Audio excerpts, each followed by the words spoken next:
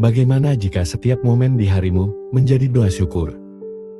Ini adalah pertanyaan renungan kita untuk hari ini.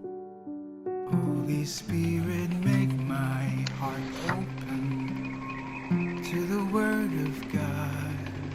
Make my heart open to goodness. Make my heart open to the beauty of God every day.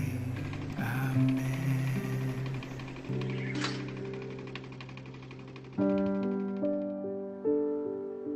Tahukah Anda kisah hidup Santa Bernadette Soubirous, seorang visioner dari Lourdes yang rendah hati? Bernadette Soubirous menjalani kehidupan kemiskinan, berpenyakitan, dan disalahpahami. Namun hatinya dipenuhi dengan rasa syukur. Lahir dari keluarga miskin yang pernah tinggal di ruang bawah tanah satu kamar, Bernadette menderita asma, dijat dan dicurigai. Bahkan setelah penglihatannya akan perawan Maria yang terberkati. Meskipun demikian ia melihat setiap keadaan, yang baik maupun yang buruk, sebagai kesempatan untuk bersyukur kepada Tuhan. Imannya tidak didasarkan pada kenyamanan, tapi pada keyakinan bahwa Tuhan hadir dalam suka maupun duka deritanya. Dalam wasiat syukurnya, Bernadette berterima kasih pada Tuhan bukan hanya atas berkah karunia-Nya, tapi juga atas kelemahan, penghinaan, penyakit dan orang-orang yang menyakitinya. Ia menulis, untuk setiap tamparan di wajah, untuk setiap cemoohan, untuk setiap sebutan tidak berguna. Terima kasih, ya Tuhanku. Rasa syukurnya bukan optimisme yang dangkal, tapi adalah sebuah tindakan iman yang dalam, yang percaya setiap salib dapat berbuah. Bahkan ketika ia merasa ditinggalkan atau mengalami kekeringan batin. Ia berbisik, bagimu, ketika engkau hadir dan ketika engkau tidak hadir. Terima kasih, Yesus. Rasa bersyukur ini mengubah rasa sakitnya menjadi doa. Melalui kesehariannya, merawat orang sakit, menerima koreksi dengan kerendahan hati, dan menawarkan penderitaannya dengan tenang. Bernadette menjalani hidup seperti dalam Injil Lukas 17 ayat 11-19.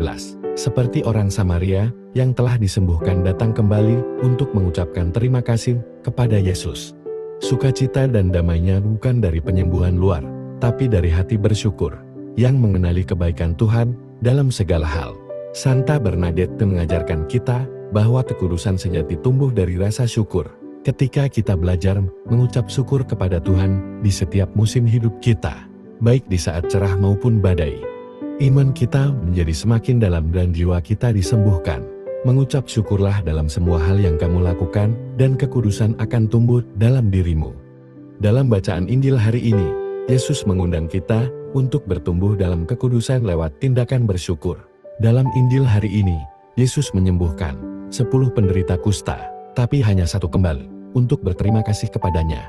Satu tindakan kembali untuk berterima kasih tersebut mengubah segalanya. Rasa syukur penderita kusta itu membuka hatinya, bukan hanya untuk karunia, tapi kepada Sang Pemberi. Rasa syukur lebih dari sekedar kata-kata sopan, tapi cara adalah cara hidup. Memilih untuk kembali kepada Tuhan lagi dan lagi. Melihat tangannya bukan hanya dalam keadaan menerima berkat, tapi bahkan dalam kesulitan kami.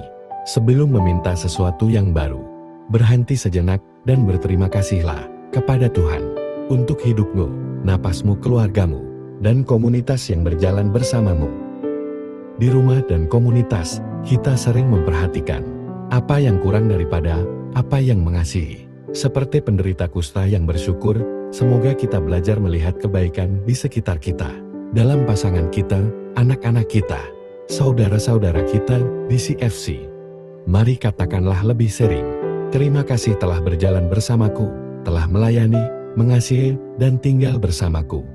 Mari kita juga berterima kasih kepada pemimpin komunitas dan anggota kita, yang telah memberikan waktu, kesabaran dan kasih mereka untuk melayani umat Tuhan. Kesetiaan mereka, yang sering tak terlihat, yang membuat keluarga dan pelayanan kita tetap hidup. Hati yang bersyukur menyemangati mereka dan membuat api misi tetap menyala. Bayangkan, jika setiap CFC dan keluarga terdengar seperti penderita kusta itu, dipenuhi suara mengucap syukur daripada mengeluh.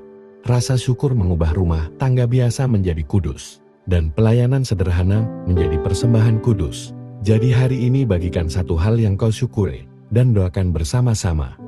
Terima kasih Tuhan, karena telah menyembuhkan kami, karena telah memberi kami satu sama lain, dan karena telah menjadikan kami utuh. Ketika kita hidup dengan hati yang penuh syukur, kekudusan diam-diam tumbuh dalam diri kita. Rasa bersyukur menjadikan kita lebih seperti Yesus, bersukacita, rendah hati dan penuh kasih. Mengucap syukurlah dalam semua hal yang kamu lakukan, dan kekudusan akan tumbuh dalam dirimu. Marilah kita berdoa. Dalam nama Bapa, dan Putra, dan Roh Kudus, amin. Tuhan Yesus, terima kasih karena telah mengasihi kami tanpa syarat. Terima kasih atas penderitaanmu, wafat, bangkit dan kebangkitan, dan kenaikanmu.